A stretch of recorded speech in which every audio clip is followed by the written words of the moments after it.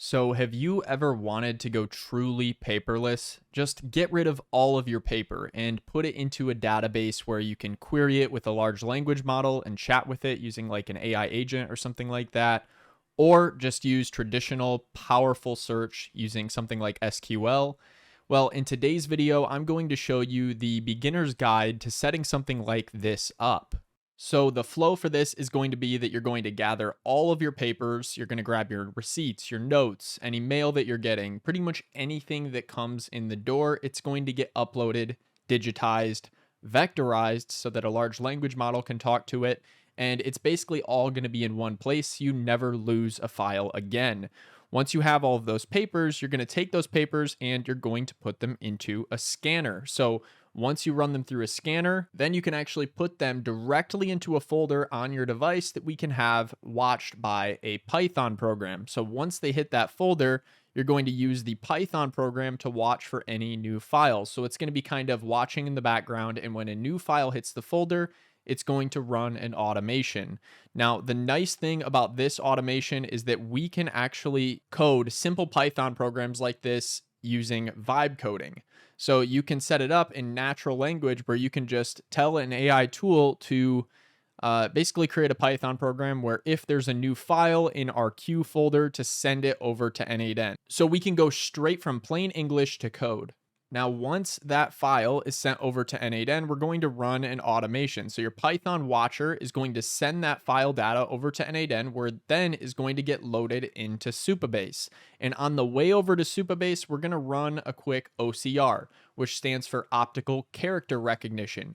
Meaning if there's not actual text identified in the image that you scanned in, because a lot of times there isn't text in those images that can be recognized by the scanner for most of the scanners out there. I have a special one that can do some optical character recognition right from the scanner. But in this case, most of you guys are going to need an OCR step in here in order to actually get the text data for those documents so then can be searched. From there, we're going to send it over to Supabase, and we're going to set up a RAG system in Supabase. We're going to set up buckets so that you can link to those files specifically, and you can pull them up in your browser if you need to look for a certain file or search for it. Boom, you can just click the link and you can get pulled directly to the source file. And we're also going to set this up with a traditional table in Supabase so that you can just do traditional SQL queries. And these are things that you can also write using AI, so you don't have to worry about knowing SQL. Now, once that's done, you can finally chat with your documents using an AI agent, and you're going to have all of those docs in Supabase. And you're also going to be able to use powerful SQL commands to query specific files. So the first thing that we need to do is we need to create a home base for our files to land when they get scanned. So to kick this automation off, I'm just going to right click on my desktop and I'm going to hit new and click folder. And we're just going to call this scans. And then I'll hit enter. And boom, now we have a folder called scans. Now, what I'm going to be using in order to separate these files out once they've been sent to N8N and basically just to keep them separate from the old files and the new files is within this folder. What I'm going to do is I'm just going to quickly create some additional folders. So the first one that I'm going to create is new. And then the next folder that I'm going to create is sent. Okay, so any new files are going to go into this new folder right here. And then any files that have already been sent, they're going to move to this sent folder. Now, what I can do next is I can right click into here, and then I'm going to hit show more options, and I'm going to open with cursor. I'm going to open up this folder using a tool called cursor, and this is what we're going to use for our vibe coding. All right, now here's where it could get a little bit different for you. You could add extra features to this. You could probably code this in 100 different ways or more. But what I'm going to be showing you is just how I chat with Cursor in order to create simple Python utilities like this one that's going to be watching the new folder for any new scans that come in. And then once it sends them over to N8N, it's going to put them in this sent folder. So I'm going to be using the Gemini Pro experimental model here, and I'm going to tell it to create a Python program that watches for new files in the and then I'll drag in the new folder into here. And just like that, Cursor references that folder in our chat. and I'm just going to say folder. So create a Python program that watches for new files in the new folder. When any files are in here, we should send them to a webhook as base64. And base64 is just a file format for sending and uploading or downloading different files. So it's basically just going to be a long string of letters and numbers that represent that file. So what that's going to allow us to do is it's going to allow us to send that data over to N8N in a way that N8N can understand what the file contains. I'm going to say also insert any metadata for the files that are coming in into the body of the webhook that you send. Once a webhook has been sent successfully and you receive and then I'm going to enter what the response from the webhook is going to be. So I'm just going to say response from the webhook that has status success in the body. Then I want you to move the file to and then I'll drag in the sent folder. So we just might be able to one-shot this right here. I'm also going to say, let me know where to put the webhook variable so that you can access it. All right, and we're going to go ahead and send off this prompt and see if we can get this application running. So it's generating, it's planning its next moves. Let's see what it creates. All right, so it's trying to make a directory for @new and @sent. I'm just going to say, don't make the new directory. The folders are already in our source directory. And then I'll right click on this folder over here and I'll copy the path. And then I'm going to paste them in like that. So paste the path. And then we'll also copy this one, copy path, and paste that path as well. So let's just send that off like so. Okay, so it's back on track. It understands where to send the files now, so that's good. And it's continuing on this config.py file, and it's updating the file paths here instead of using that @ symbol. So maybe it's not so good to drag the folders in here because it's not picking that up right. The better way to do it is just to copy the path of the folder. So we'll go ahead and okay that. And then it's also got this file processor.py here. So let's see what it did there. That's 148 lines of code. Okay, looks good. Okay, and now it generated a file monitor.py. So it's generating multiple Python programs, which is probably not the approach that I would have taken, but this is probably the more professional approach to have multiple different files for different concerns of your application. That keeps the code nice and clean. So this is okay with me. It's creating all of these files over here, and it's also creating a requirements.txt. So that looks pretty good. Now I'll just scroll down a bit here and we'll see if it's complete. Okay, so it's done and it's given me some commands to run. So let's see how this works. So I'm just going to hit accept all, and then we'll go ahead and copy this command, and I'm just going to paste it into my terminal down here, pip install requirements. So that's just going to look at this requirements folder right here, and it's going to install these if I don't already have them. So I'll enter, and it should add those requirements into my project. All right, so now that I've installed my requirements and it's configured all of our files here, we could run this Python program, but the problem is we don't have an N8N webhook for it to send anything to yet. So what we're going to do next is we're going to head over to N8N and we're going to create a webhook. So I'm going to open up my workspace in N8N, and then once it's opened up, we're going to hit create workflow. Now I'm just going to name this document preprocessing. And for this first step here, I'm just going to click the plus, and then I'm going to type in webhook. And I'm going to click this little webhook right here with the little bolt next to it, and that will create a webhook trigger that we can use. Now, this webhook needs to remain private. You don't want to let people know your webhook. Otherwise, they're going to be able to send things into that webhook, and they'll be able to get a response out of it. So you don't want this getting leaked. For the sake of this video, I'm just going to revoke it later down the line. But another note is that you can add authentication to this webhook if you want to, so that you can protect it with a key. Okay, now I'm just going to switch this. Well, actually, we'll keep it on test URL. I'll copy the test URL for now. And I'm going to go back over to cursor. And on cursor, I'm going to change to ask mode. And I'm going to say, where do I put the webhook to send to? Okay, so it's telling me to open my config.py file, and I'll see a line near the top for my webhook URL. So I'm going to go back over to the config.py, and here it has our webhook URL. So I'm going to go ahead and paste that webhook URL in, and you'll see that this is a test URL. But now this should be good to go. As long as this Python program runs as it should, we should be good to go. So I'm going to grab this Python run the file monitor. So we'll just use this command, Python file underscore monitor.py, because that's what it told me to use to run this. And we'll run this file monitor. Okay, so it says it's monitoring the directory for new scans. And it's just waiting essentially for me to drop a file into this new folder here. So what I'll do next is I'll take this scans folder right here, and I'm just going to put a new file into it. So I have this PDF right here and my scans folder. So I'm just going to open up the scans folder, and I'm going to drag this strategy plan into the new folder. And then we'll see what happens. So it says new file detected, error sending webhook, attempt 1 of 3. I'm going to quickly run over and I'm going to hit test workflow because that needs to be testing in order for it to send. And that should allow it to send now. Okay, URL not found, error sending again. So it shouldn't be failing right now, but it might be because I need to change the HTTP method here to a post. So let's try post.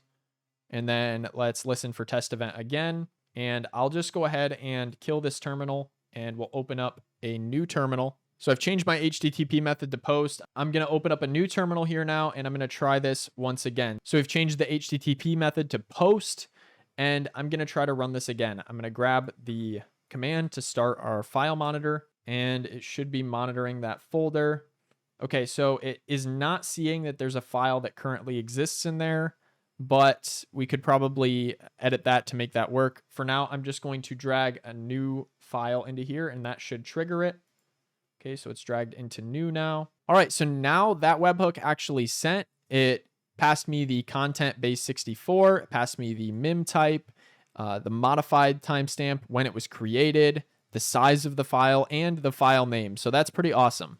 Now, if I wanted to see if this file properly passed the base 64, I can just click the plus button right here, and then I can type in convert, and we can convert to file, and then move base 64 string to file. Now I'm going to drag the base 64 into this base 64 input field, and I'm going to test the step. And just like that, it generated the file here. And if I hit view, you're going to notice that it pulled in that image of me in Ghibli style here, texting on the phone.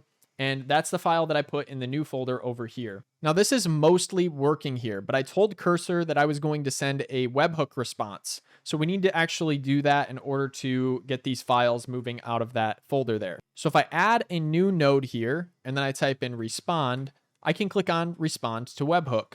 And then we're just going to respond with JSON, and I'm going to enter in the status.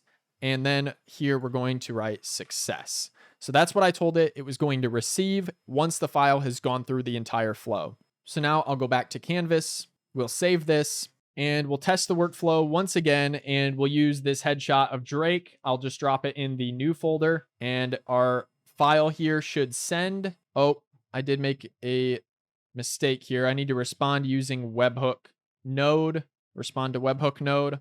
Okay, so that's why that isn't working, I think. I'm going to try to run this fresh. So I've deleted all the files out of that new folder there, and I'm going to try to run this from the top. So I'm just going to start this, and then we will hit test workflow over here. So it's ready and waiting. And then I'll go ahead and drop in my image again to the new folder, and let's see if it hits the webhook. Okay, so that time it worked, it went through, and it went to the respond to webhook. So let's see what it came through as, and it did move it to the sent folder, so that's perfect. This is working as intended. So one thing that I noticed is this isn't quite sending all of the files through if it's already tried to run through that file.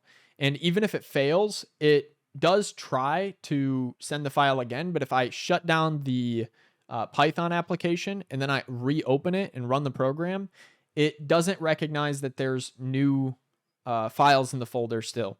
So I'll say this works perfectly, but I want you to make sure that anything in the new folder gets run through when the Python program starts. It should run through these one at a time and make sure that nothing is in the Python folder.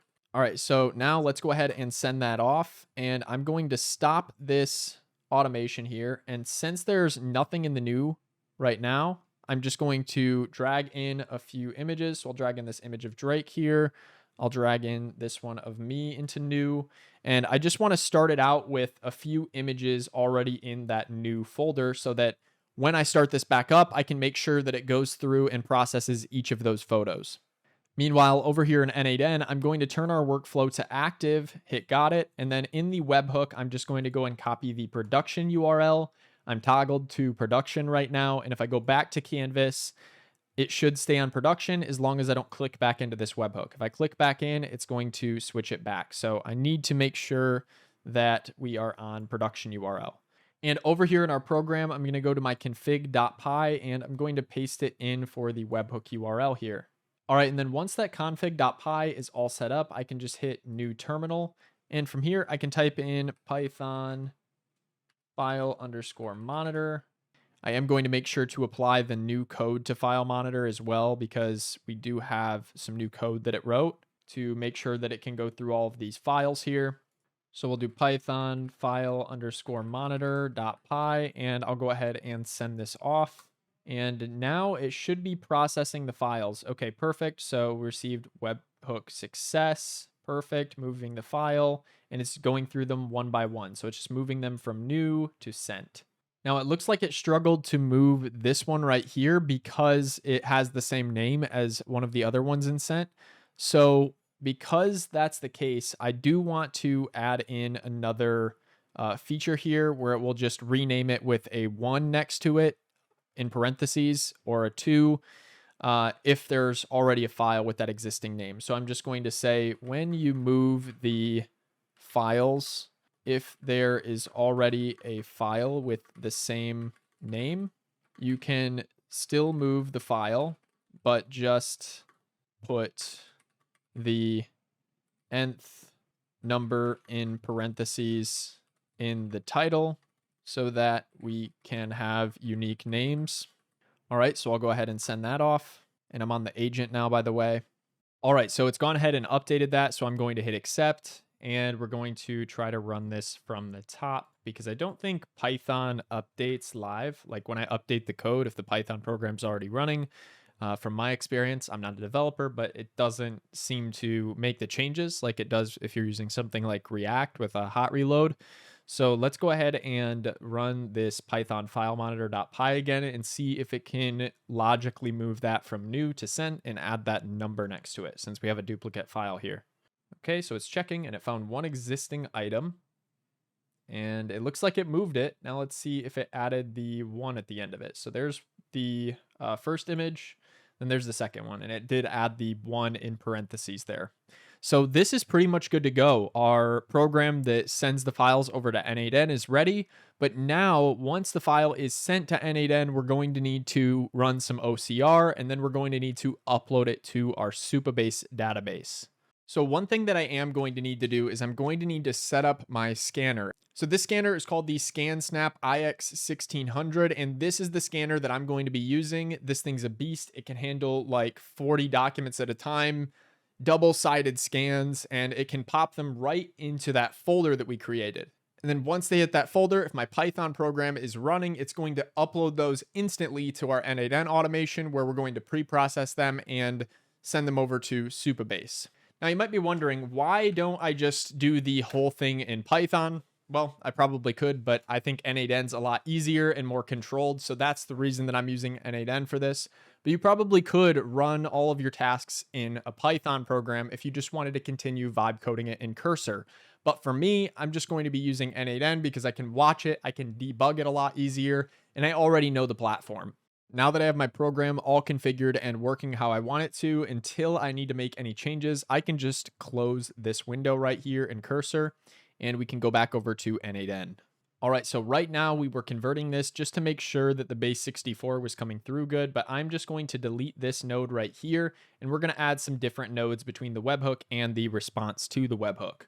And the first one that I'm going to add here is Mistral OCR. Now, the beauty of Mistral OCR is that we can actually take our documents just like this with tables, figures, all kinds of things going on in the document, and it can actually output a clean result like so. So it's really good at doing this sort of thing and capturing all of the characters that are in our documents. Here's a few other examples. It can even do things like math functions. Now you can even upload images like this one to it and it will do this as well. But since we're scanning these, we won't need to worry about having images like this that are low quality. And as you can see, it can even handle complex languages like Arabic. And if there's something behind it or there's a bunch going on in here, it'll just pull out the relevant characters that it needs and put them into a clean OCR result. Now, Mistral OCR stands up against some of the heavy hitters in the space. So we have Google Document AI, and we also have Azure OCR, and it's beating these on many benchmarks. Another nice thing about this is that it's natively multilingual, so you don't need to train an OCR model on how to understand your information. So I'm just going to hit try the API on Mistral, and this is just on Mistral AI.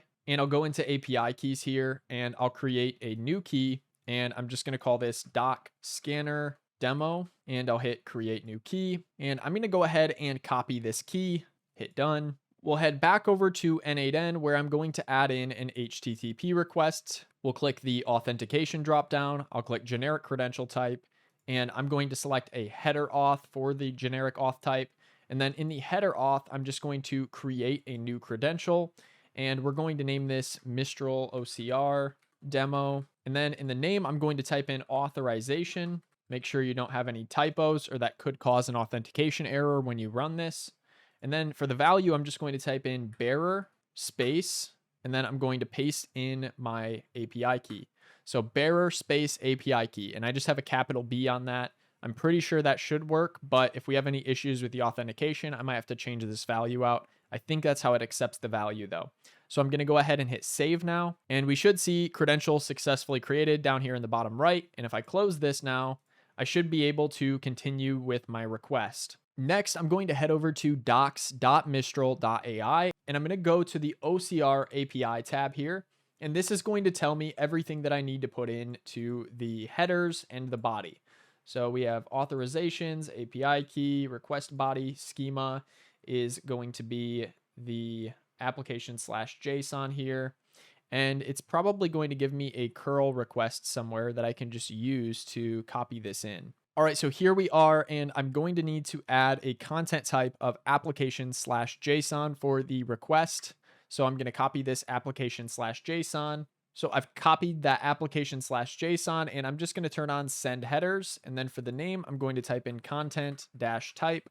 And then for the value here, we're going to go ahead and paste in application/JSON. Then we'll take on the send body. Now in the request body, we need to include a few things. We need to definitely include the model, and we need to include the document as well. So it wants an image URL chunk for that. And it also wants the model to say string, it looks like, unless it's looking for a string of the model name. But I think I should just write string there, and that should be good. That's what it looks like here. Now, when I'm writing these HTTP requests, I like to ask ChatGPT for help. So I'm just going to go ahead and copy this right here. I'm going to head over to ChatGPT. I'm going to be using O4 Mini High, amazing model for doing stuff like this. And I'm going to turn on search. And I'm just going to say, write a CURL request for this type of HTTP request. And I'm going to paste in the HTTP request here. And I'll also just say this is the request body template, but I just want a simple curl that has the content type as application/JSON. And then I'm also going to tell it that I want it to actually create a URL structure that I can use to send the base64, because I'm not going to have a URL, but there's a way that you can create a URL structure for your HTTP request using a certain format. So I'm just going to say pass the URL as a base64 string that represents a PDF file, because everything that I'm uploading is going to get turned into a PDF by my scanner. I'll say just put a placeholder for the B64 string. Don't actually write out base64, because if it did, it would take forever. And I'll say if you're struggling to set this up, read the Mistral OCR API request documentation. And keep in mind, I'm sending the base64 URL from N8N. So I'm going to go ahead and send that off now. I've got search ticked on, so it's going to use the web to actually look up the documentation for these different tools that I've given it here. And I've given it the base request body that we're going to need. So now it should be able to come back with a curl command that I can use. So perfect. It's added in the header for the authorization as well. I could remove that if I wanted to. We'll just go ahead and edit this, and I'll get rid of that header for the authorization since we already have it. And we can just override the content type application JSON. That's fine. It gives us the proper URL here. Then it gives us everything that we need. And this is what I mean by the document URL and its format. So this is the way that you can turn it into a URL when you're sending something from N8N.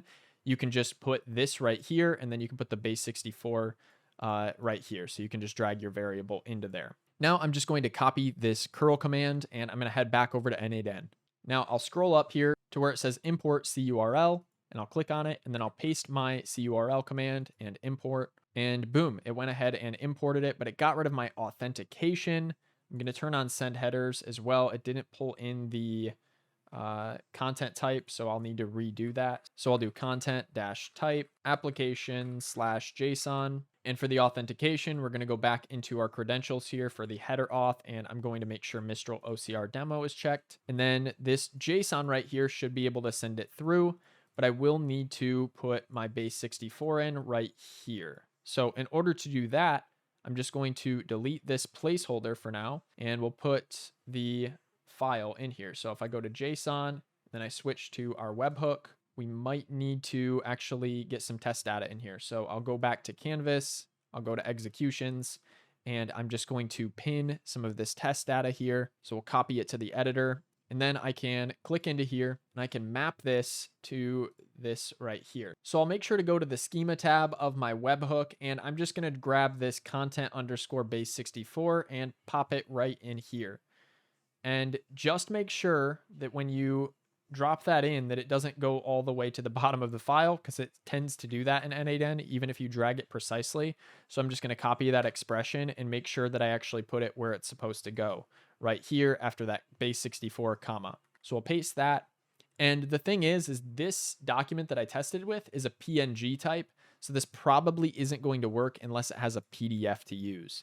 So what I'll do next is I'll try to run this from the top, and I'll send through a PDF to see if it can actually do the character recognition and output that text for me. So we'll go back to Canvas, and now I can try to run this. I'll unpin this data as well, and we should be good to go if I hit save. Now for testing purposes, this would be a good time to set up my scanner. So I have my terminal open here, so that's great, but I want to set up my scanner to automatically drop new PDFs into this new folder right here. So in order to do that, I'm gonna have to open up the software for my scanner. All right, so here it has the save to location, so I'm just going to hit browse like I did here, and then I'm gonna navigate to my scans folder, and I'm going to click into that new and then select folder. And now that is set as the scan path. So whenever something's scanned, it's going to get sent over there. I also have the file format set to PDF, so that looks good to go. I could play around with the feed options if I want to decide how it actually decides to put those files together. Like if I'm putting 10 files in there, is it going to merge those into one PDF, or is it just going to make all of those separate files? So I could mess around with that a little bit and get that right and get it dialed in. But for right now, I'm just going to leave it on normal scan, and we're going to see how it goes.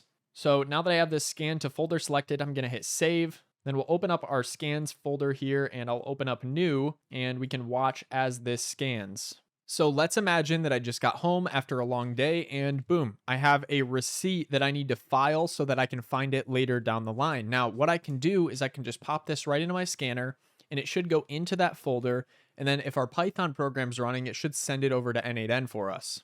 So I'm a noob with the terminal, so don't laugh at me if I do this in a weird way, but I'm just going to go ahead and CD to the directory that I need.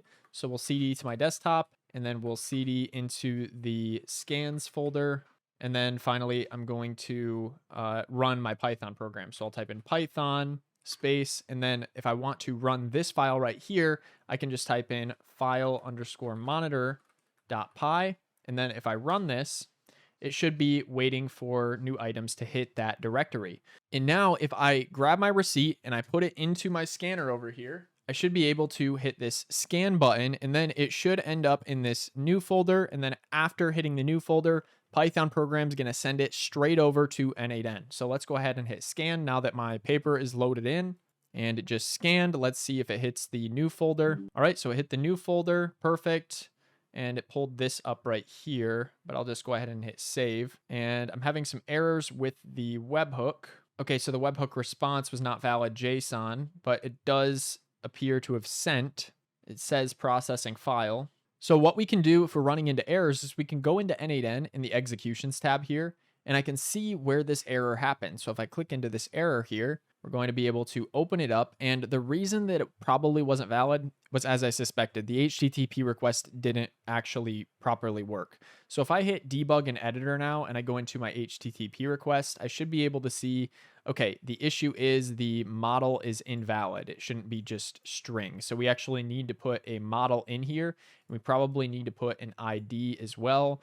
ID isn't required, but let's just go ahead and grab this whole thing, copy it. And back here in ChatGPT, I'm just going to close out this artifact here that popped up, and I'm going to paste in the request body, and I'm just going to say, here's the request body. We need to make sure to actually enter the model string is not valid. Also, don't include anything that isn't required in the request. And I'll say keep my base64 URL variable intact, because when I pasted this in, I have this variable still in here, so I don't want it to erase that. So I'm just going to run this, and I didn't click search. I should have clicked search because it is going to need to use that, but this new model is pretty smart, so it searched anyways.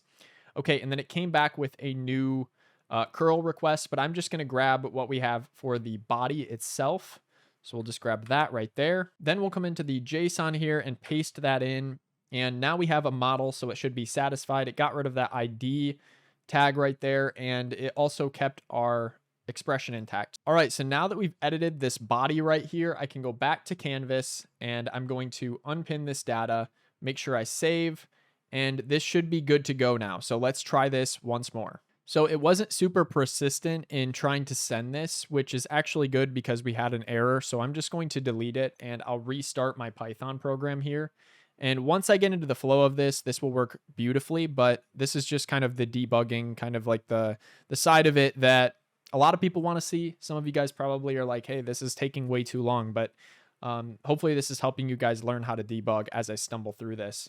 But I'm just going to run my program again once I get to the proper directory here. So we'll go ahead and run that, and I'll drop my receipt back into the scanner, and we'll hit scan now. All right, so it ran through and it's processing. And okay, so the webhook successful message came through here. So that looks like it worked. And as you can see, it's no longer in my new folder. And if I go to scans here and then I go to sent, we're going to see that new PDF in here along with the other things that I've already sent, which I'll delete out of here because those aren't necessary. But this is working beautifully. This is working exactly how I intended it to. So now let's head back over to N8N and make sure that our webhook actually came through with some good information this time. So we'll go back up to the executions tab here, and I'll go to this successful run. And it does look like it sent quite a few times here, and I don't want it to send through more than once. So I will need to tell it to only hit the webhook once. We'll probably need to open up cursor again and debug this a bit, but I just want to make sure that it sent through the proper data. So what I'm going to do next is I'm going to go into our HTTP request. All right, perfect. So that is good to go. We got our page right here, and it pulled through the text on the page. So that looks good. But next, we need to parse out all of these pages here, and we need to combine it into one item so that we can upload it into our RAG system. So I'll go back to my canvas here, and I'm just going to hit copy to editor so that I have some data to work with here. And it didn't copy the right execution, so I'm going to make sure I grab a successful one. Okay, so it doesn't appear to be pulling it through correctly. Let's just try a different one here. Okay, so this one looks like it actually hit the respond to webhook, so that's good. All right, so the next thing that we're going to need to do is we're going to need to hook up Supabase. Now, I'm not going to be showing every step of the way how to hook up Supabase, and it can get confusing. So if you want to learn how to use Supabase with N8N to set up PG Vector and set up your RAG system and all of that, then you can check out AI Foundations, where we have courses on everything N8N and also some new courses coming on Supabase. So if you go into Mastering Agents with N8N and then you scroll down to Understanding RAG, you're going to see the Supabase RAG and Postgres chat memory here. This module is led by my brother Drake, and he's going to show you in N8N how to set up all of your Supabase modules that you're going to need, and also how to set up your tables in Supabase. So if you want to learn about this stuff, if you want to get access to that, then you can use the link below to join AI Foundations. That'll be in the description and the top pinned comment. I'm also going to have a link to our free community down there if you just want to get plugged in. And I am going to be giving you guys some free resources like the code that I actually use in this video, along with the N8N template over there in the free community. So I'd recommend joining both communities, but if you want to, you can just get started with the free community and then upgrade to AI Foundations when you're ready. But this is where we teach you guys how to fish. We teach you all of the nuts and bolts of how N8N works. We do it step by step. It's not like this video where I'm just kind of doing a raw build and showing you the debugging process. It's more so just showing you the first time how to go through and get all of these things done and do it the right way. So if that interests you, join AI Foundations using the link below. By the way, if you guys don't have a scanner, but you do have an iPhone, I show you how to set up this automation in another video using the iPhone instead. So you don't have to do any fancy Python programming. It's entirely no code. And I created a shortcut on the iPhone that I give you guys in the Pioneers community that allows you to take a picture of a document and it will upload directly to N8N. And then from there, that will load into your Supabase database as well. So check out that card in the upper right-hand corner if you're interested in that flow as well. I'm going to be using both flows because I like to be able to do this when I'm on the go with my phone, but I also have a ton of documents that I want to run through my scanner. Now, what I'm going to be doing is I'm just going to copy the back half of this workflow here, and this is what I'm going to use to upload my files since I already have a database all set up in Supabase with SQL and RAG. So I'll just go ahead and copy these nodes, and I give this out in the Pioneers community as well if you want to join that free community and get access to this template. And I'm going to go into this flow that we've been working on, and I'm just going to paste that in. So now I can just delete this connection right here. I can connect to the analyze file, and there is one other step that I need to add here because I like to have the files in Dropbox. You can also set it up as a Supabase bucket if you want to, if you just want to keep it all on Supabase and upload that file and link it directly. In this case, I'm just going to be using that Dropbox flow that I already have, and I'll put the respond to webhook at the end here. So this looks pretty good to go, but there's a few extra steps I need to add in here.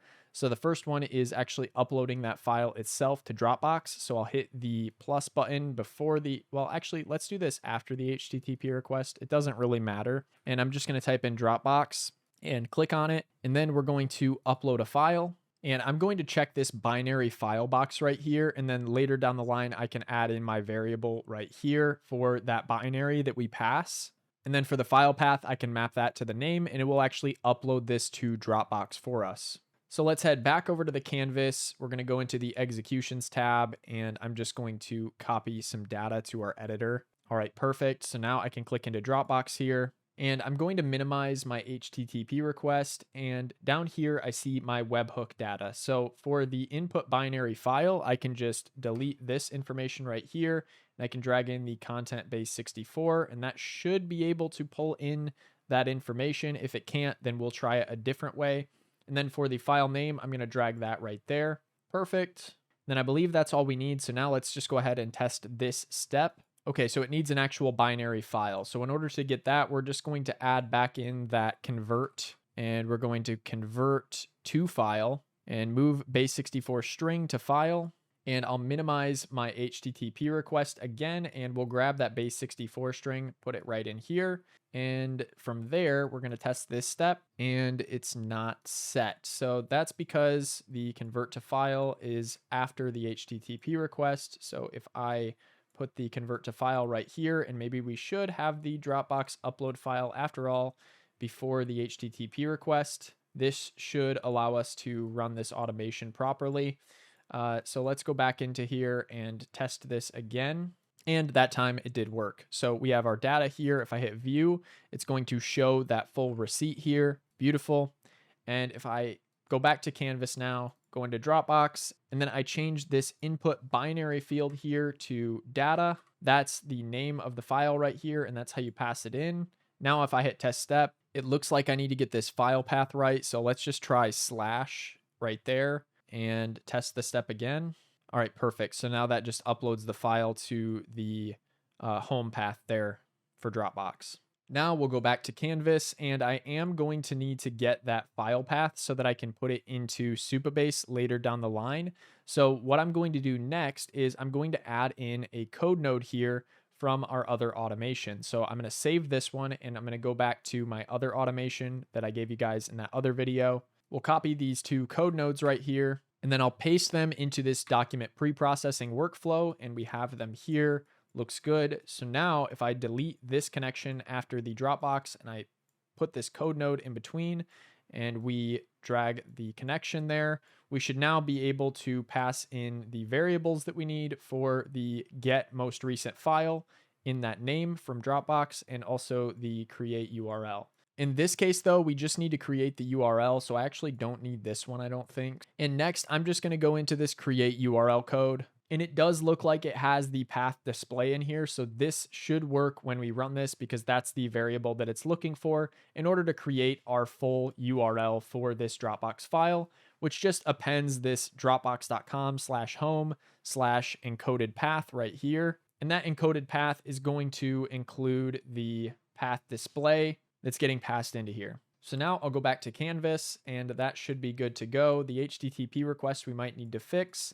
The rest of this is just going to be wiring up the variables. So for the analyze file, we are going to need to analyze that file. So where do we pull that in? Binary files, input, data field name is data. Not sure if that's going to work, but it should be able to pull that data for the field name. If it can't, because this isn't close to the data, we might have to add an extra node or move this around a bit. But that one looks pretty good. And then the JSON cleaner should be good as well. It's just pulling the output from analyze file and then cleaning up the output. And then for the add to Supabase, this is where we're going to need to change some things here. So we are going to need to change what's coming in from our webhook for the text recognition, but this is actually going to come from that OCR node that we have. Summary will stay the same because we have something for that. The title, we might need to change that as well.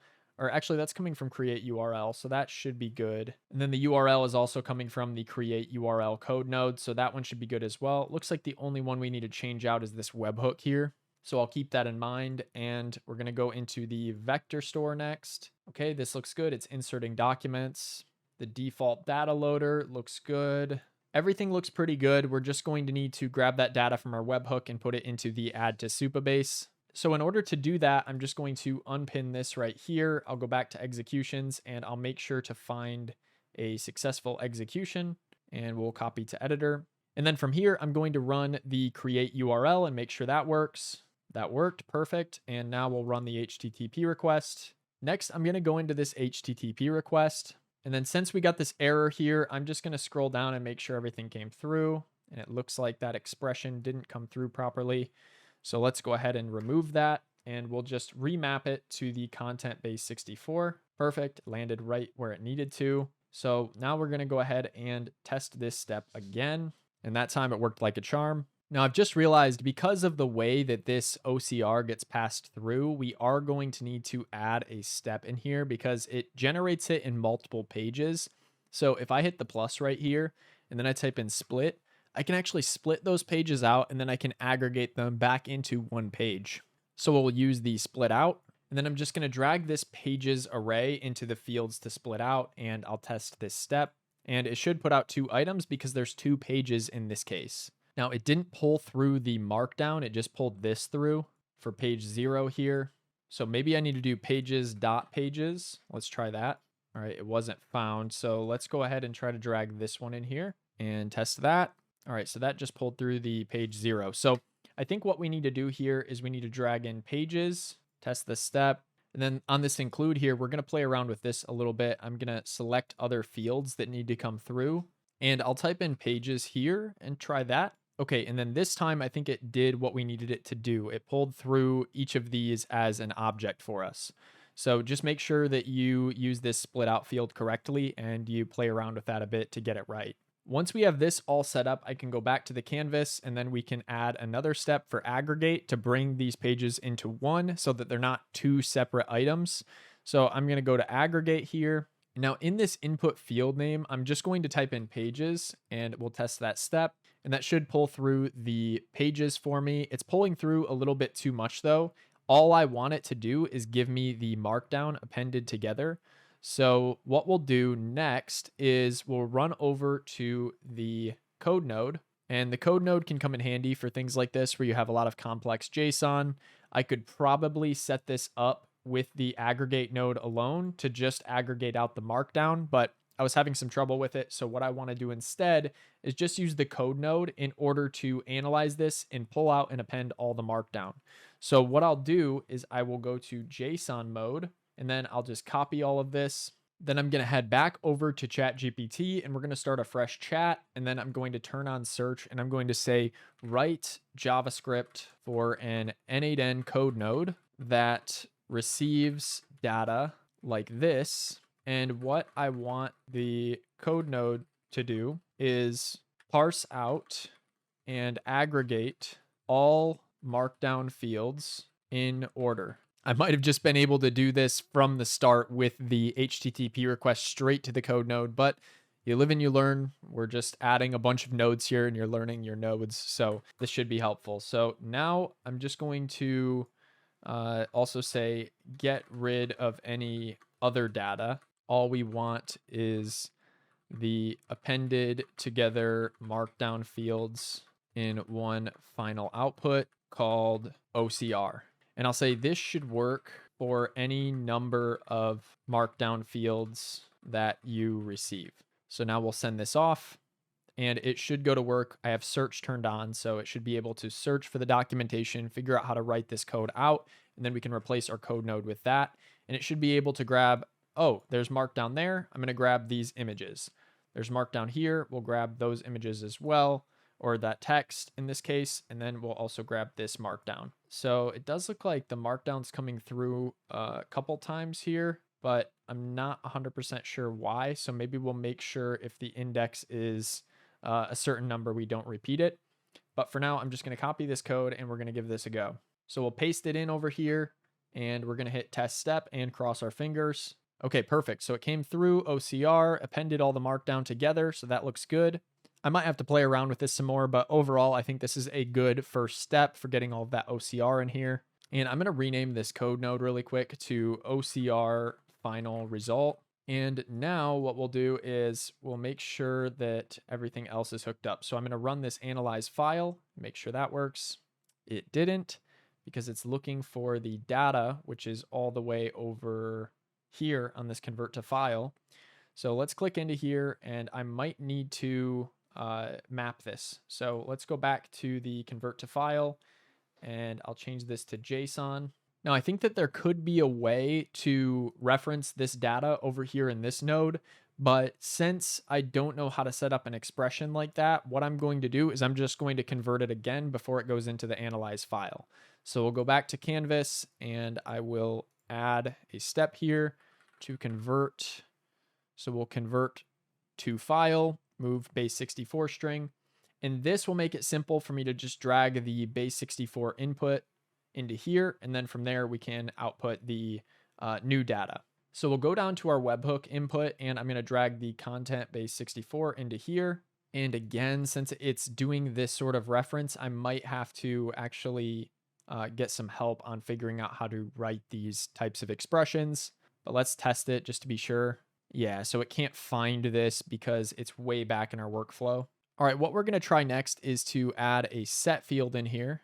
So we'll set the field and I'm just going to connect this to our webhook. So this is just like pulling that expression in from our webhook, but I already have it here. So that looks good. I'm just going to rename this to data. And we'll go ahead and test this step. Okay, perfect. It pulled it through, it looks like. So now we'll go back to Canvas, and since we were able to set the base64 variable here, I'll just call this base64 variable refresh. We'll rename that, and I'll go into my convert to file, and we'll drag this expression in, and now we'll test again. All right, that didn't work, so let's just try fixed data.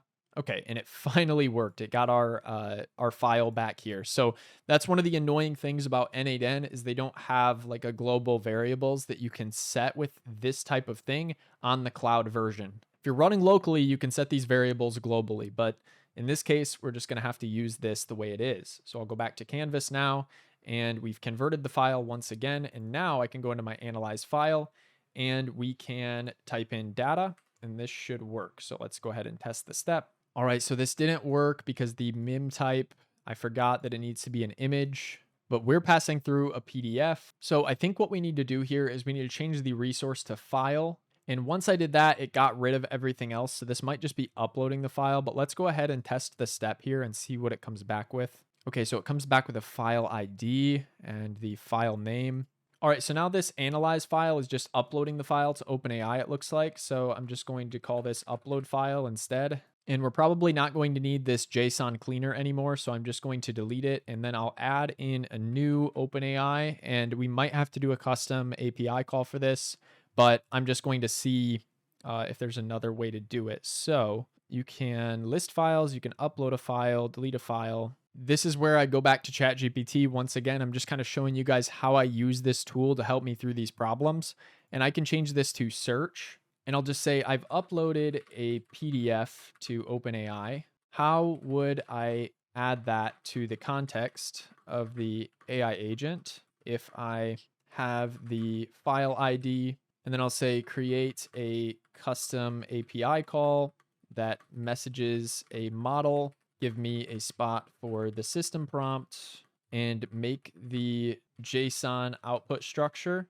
the following. And then instead of just system prompt, I'm also going to say and user message, and we'll make the JSON output structure very simple. I'm just going to generate a summary of the file. So we're just going to type in summary, a summary of the file. And then I also want it to output keywords. So we'll just put searchable keywords, comma separated. All right, so let's see if it can do this for us. It should be able to. After all, this is ChatGPT that we're talking to about an OpenAI API call, so it should be able to figure this out for us. All right, so it came back with this curl request for us. So let's just go back over to N8N, and I'm actually just going to copy the body because I think that's all we're going to need. I can set the temperature and max tokens over there as well if I want to, but I think I can create a custom request over in N8N using this information that it gave me here for the body. So the next thing that we need to do is we need to add an HTTP request node because they don't support the custom API calls through that OpenAI node anymore. So I'm going to open up HTTP request. For authentication, I'm going to drop this down and I'm going to go to predefined credential type and we're going to type in open, and I should see OpenAI here. I'll click on that. And then we have our OpenAI credentials here. So I'll just go with our document scanner credential, which I already know will work. And then since it gave us a curl command, I'm just going to go back and grab that.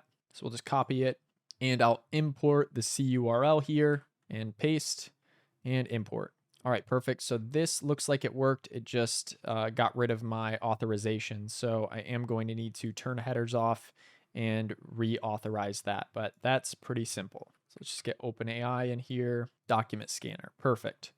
So now it's got our JSON in here that we need, and it's using the GPT 4.0 model because that one is capable of handling files. And here we just need to put in the system prompt. So I'm just going to say your role is to analyze the file and generate a summary with keywords so that it's searchable in my RAG system later.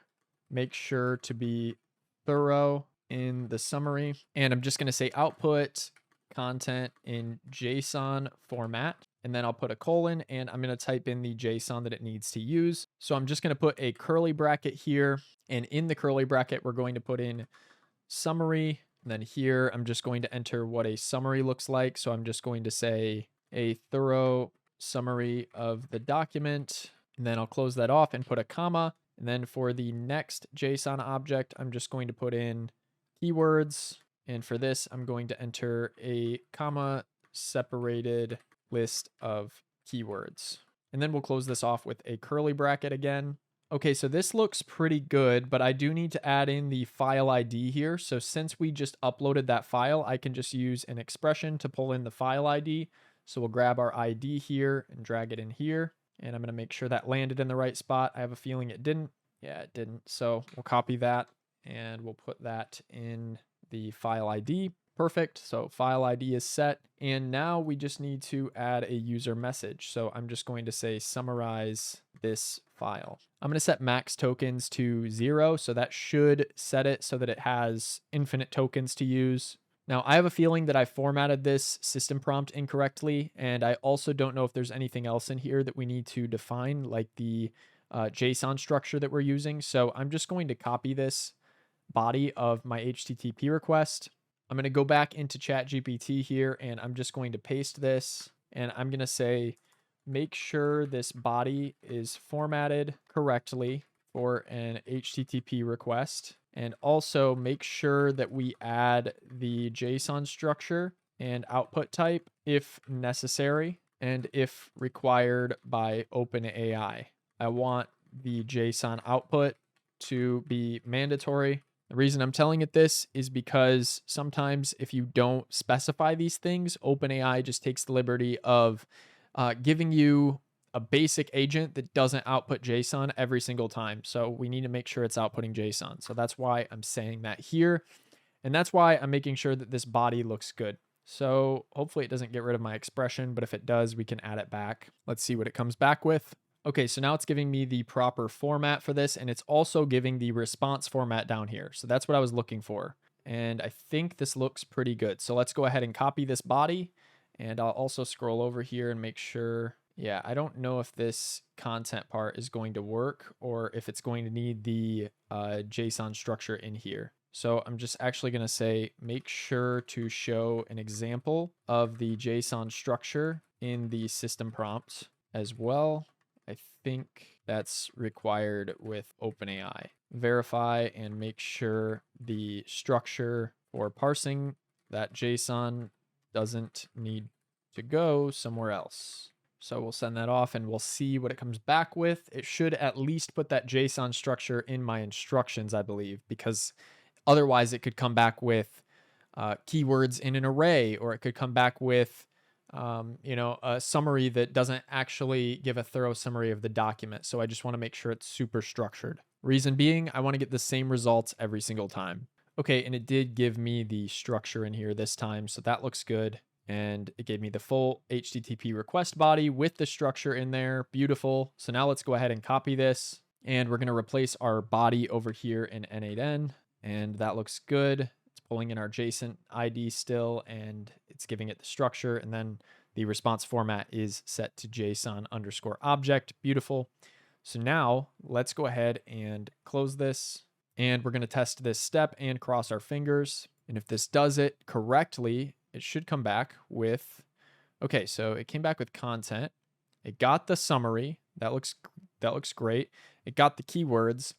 It didn't actually output this in JSON when it came back to us right away. It didn't parse it out into summary and keywords. So I'm going to go ahead and copy all of this here. And I'm just going to say, this is what it came back with. Please make sure that it parses out those individual JSON fields. Alter the body if necessary. If it's not possible, let me know and I'll do it another way. Check OpenAI documentation on how to parse out JSON. Perfect. So what I was looking for is I was looking for it to actually separate this out instead of just putting it all in a content object. I wanted it to have a summary object, and then I also wanted it to have a keywords object. It did a great job on this overall, but it failed to actually structure it the way we wanted. All right, so this came back with a much more robust body that we can actually use. So let's copy this. And again, we can go and cross our fingers and hope for the best on this when we send it off. So let's just add this as the JSON instead here. And now we're going to test it again.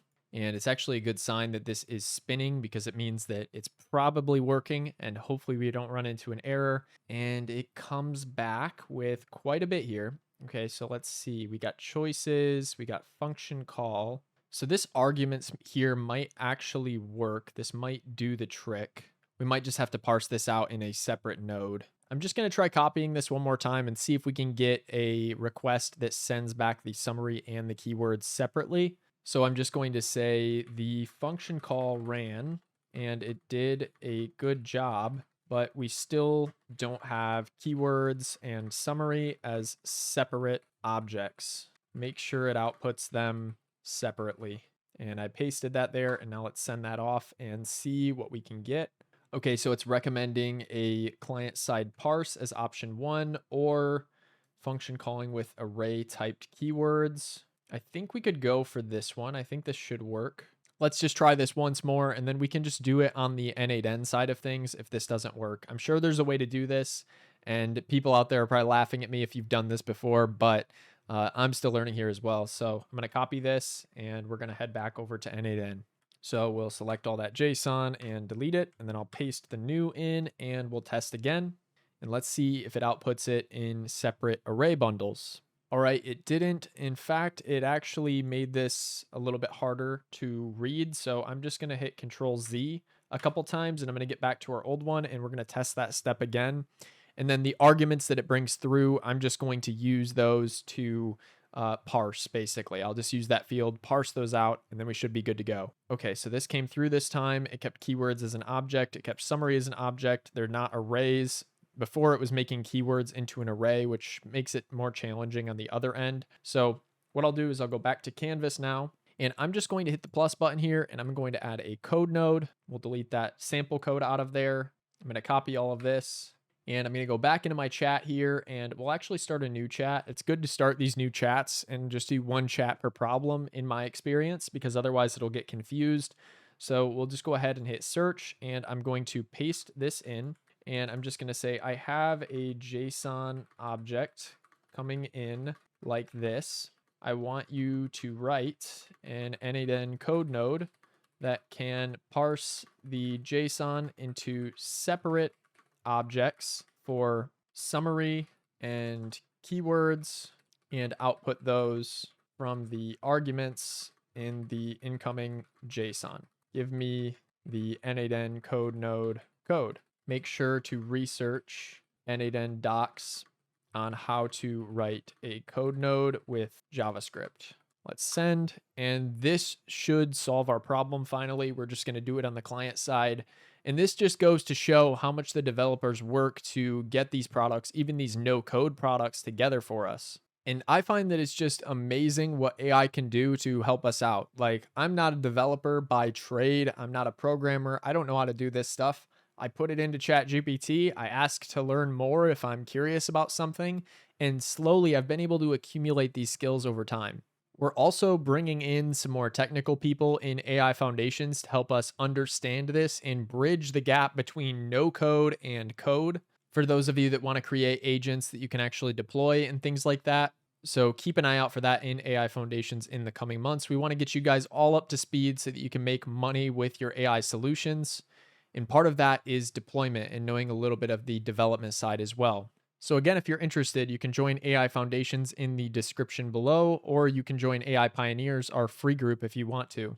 All right, so this came back with a response, and it gave me some JavaScript here. So we have alternative for single item workflows, and we have this one right here for multi-item workflows. So let's just go with this one. In this case, it looks like it's getting the item of arguments, which is what that is called. So let's just go ahead and copy this, and we'll paste it into our JavaScript area here and test the step. Okay, so this one failed. Let's try the other code snippet it gave us. So I'm just going to copy this one here. We'll head back over to N8N and paste this one in and test this. Okay, so it's giving me this type error. Let's just copy the error, and we'll paste this back into ChatGPT. I'm going to say the run once for all items is not working. I'm getting this message. All right, so it came back with the code here, and now it's going to inspect that payload a little bit better, and it's going to give me option A and option B, run once for each item or run once for all items. I want to run once for all items, I think. We'll go back into N8N, we'll try this code out. All right, perfect, and that's exactly what we wanted. So I'm just going to read through this, make sure it looks good. The document is a receipt from Home Depot dated 8/16/2022. Cashier's name is Hannah. Goes on to give me a little bit more about the document. That's awesome. So it did a good job of actually reading the document as well. And then it gave some keywords here. So now we'll go back to the canvas, and it looks like we have the automation all the way up to our Supabase nodes here. So now we can start mapping that data to our Supabase database. So we have the field value for text recognition, and we have summary here. So for the text recognition, we're going to pass in our initial text recognition from the OCR tool that we used. So we're going to grab that from this OCR final result code node. And then for the summary here, we're going to drag in the summary that OpenAI gave us. And then in this summary field, I'm also going to drag the keywords in, and I'll just write out keywords, and I'll write out summary just to keep those nice and orderly. So what that's going to look like in the result is it's going to give the summary, and then it's going to give the keywords every single time. And this looks pretty good. So now we'll test the Supabase step. Perfect. So it loaded this into Supabase. Let's make sure that Dropbox URL worked. So I'm just going to open it up like this. All right, perfect. And then it came through as so. So it's a beautiful picture of that receipt. So now when I talk to my agent later down the line, it's going to be able to find this. Now, if I go back to Canvas, the only thing left to do is to upload this to the vector store. So if I run this step, should go through and use the embedding model, and then it uploaded it to our Supabase vector store. So now this is something that I can actually chat with. And it outputs 7 items right here. I don't want it to respond to the webhook 7 times. So what I'm going to do instead here is I'm going to hit add, and we're going to aggregate this into one. So we'll hit aggregate, and it's showing me all of the metadata and everything that it added. The vector store has gone through 7 times. So I'll just do all item data into a single list. Then we'll test that step. Perfect. So that put it into one item for us. And now the respond to webhook should work, and it should send through the status of success. All right, beautiful. So now our automation is done. It's a lot longer than it probably needs to be. There's probably some other things I could have done here to clean this up a little bit. But overall, I'm pretty happy with how this turned out, especially creating it on the fly and doing a raw build with you guys. So now I'm just going to unpin this webhook data, and I'm going to hit save. My workflow is active, so it should run whenever I scan a new document, as long as I use that Python file watcher. Now I'm going to go back to my overview here, and then I already have a document chat created, and this allows me to chat with the retrieved docs in an embedding database. One other thing that I wanted to add to this outside of just the vector database tool is an SQL query tool with Postgres.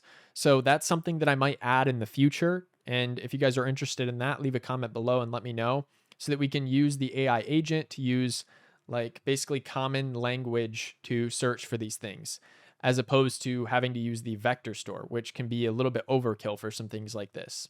Again, if you want to chat with your documents like this, then you can join AI Foundations using the link below. We have courses on how to do all of this stuff. So our Python file watcher is still running in the terminal here, but I think what I want to do next is I want to try to scan something fresh and see if we can get it to upload using this system right here. I want it to send it over to the pre-processing stage. It should come back with a success. Once it comes back with the success, I'm going to ask the chat if it knows where that file is and if it can give me a link to it. So let's really put this thing to the test. I've got 7-page PDF right here in person, and it has tables, it has all kinds of different images, crazy stuff going on in this document. So I'm going to put it in my scanner over here, and we're going to hit scan and see if this can actually pull all of these through into one file. I'm hoping that it does. If it doesn't, I might have to reset it, but let's just go ahead and hit scan and see what it says. So scan to folder, scan, and they're running. Uh-oh. All right, as you saw there, it actually jammed because I didn't have my tray out and these papers were just flying everywhere. So now let's go ahead and try this again. By the way, the document is a water quality report for my local town that I'm a part of. So I just wanted to test this out because I think that it has a lot of images, tables. It should be a good test. So we'll run it through again. And hopefully this time it doesn't jam. All right, so we'll hit scan. So far, so good. All right, perfect. So it was 4 sheets of paper it sent through there. And if we hit save, it should have put that all into one file. Looks like it did. So it's processing the file now. This is a good sign. It's taking a little while here, but there's probably an execution going on over in N8N. So what we're looking for here is for it to come back with a success when that automation is done. All right, so it says here that it timed out, but it might just be that over in N8N, this is done and it just timed out on the Python end. So let's check out the document pre-processing flow. I'm going to go into my executions here, and I'm going to see that this is still running that webhook, and it's sending through more than one webhook request. So I don't like to see that because it's wasted executions. So we're going to make sure that it just sends the webhook one time. Right now it's attempting it over and over again. So I'm going to stop that execution. Might have been because I had multiple Python programs running at once. The joys of vibe coding. So let's check these succeeded ones here, and let's make sure that it went all the way through to the end. Okay, so it wasn't on our N8N automation side that we had any issues. It was just with the Python program. I'm curious to see right here in the HTTP request how it came through. Okay, so it did pass our arguments properly, so that looks good. The OCR from Mistral did an amazing job here of giving me the different tables, giving me all of the markdown, and this is a pretty hefty file. So this is beautiful. We just need to go back and we need to alter our Python program. So I'm going to open this up in Cursor. So we'll show more options and open with cursor. And I'm just going to stay on this ask tab here. And I'm just going to say my program runs somewhat well. However, it's hitting the webhook multiple times. And I don't want it to do that.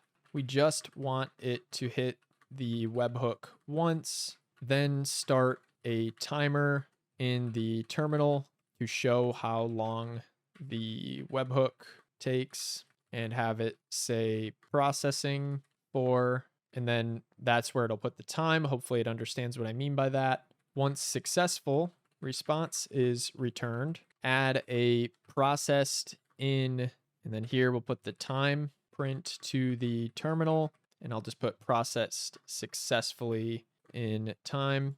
And I'll say for waiting on the webhook, let's add a 2-minute wait time. Again, make sure to only send the webhook once. Don't do any retries because I don't want it hitting this webhook multiple times. So there's probably a more robust way that I could set this up where it can do retries. But in this case, I just don't want to waste executions in N8N. So I'm just going to send this off and see if it can fix the program for me. So I'm just going to say search the code base. And I'm still on ask, by the way, so it's actually just searching for where all of these things go down. I'm not using the agent mode to implement this. Okay, so I think it's figured out what it needs to do here. It's just giving me the code that I can apply, but I might switch it to agent mode here and have it implement this, or I can just apply directly from here. So we'll just apply it and we can hope for the best. This is what vibe coding is all about, guys. Apply, apply, apply. Okay, it's not working. So let's just switch to the agent. I'll just say apply these changes gracefully and make it production ready with my changes implemented. And let's see if it can get it done. Okay, so connection failed. We might have to switch our model at an inopportune time. So we could just hope and pray that O4 Mini can make the change, or we could go with Claude 3.7 Sonnet. Let's go with Claude. Let's just hope for the best with Claude here. Sometimes Claude messes up the code base. Sometimes it adds things that it thinks would be good to add, but that's not great. So hopefully it doesn't do that today. Okay, so it's trying to create like a backup. We definitely want to skip that. I don't want to do that. Maybe it's because I told it to do it gracefully, so it's probably trying to protect me. But the nice thing about Cursor is I can just roll back to one of my changes here. So there's no reason to do a backup in this case. All right, so this time it went through and followed my changes. So let's go ahead and accept all on this. And this should be good to go. So now let's try our test out once more. So since I already have this file in new, it should allow me to do this. And I'm going to have to go through and delete the duplicates that it creates. But that's okay. We can delete those later down the line. All right, so I'm going to run my file monitor and see if it moves this out of the folder. And it should give me some more prints in the console this time. So I'll be able to see how long this is running for. And then once it succeeds, it'll tell me how long it took to succeed. So let's go ahead and start this up. Okay, so it's processing a file, it's sending to the webhook, and it's processing for, and it's not giving me the time, but hopefully it actually gives me the time once it's done processing. Maybe it didn't actually get the timer in there with the live changing in the timer, but hopefully this uploads in like, I don't know, maybe like 30 seconds to 60 seconds. All right, so it said webhook received, success status returned for, and then it gave me the PDF, and it also gave me the duration of 35 seconds, so 35.36 seconds. Beautiful.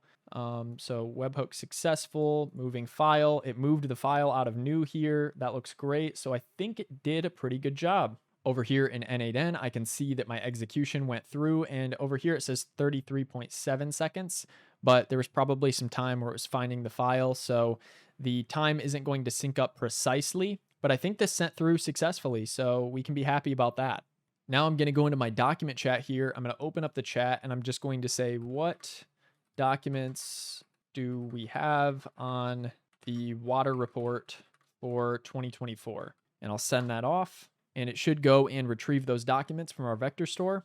All right, and it has multiple documents coming in here because I obviously uploaded this multiple times, and it is giving me them here. I'm just going to say search for a URL for one of these documents.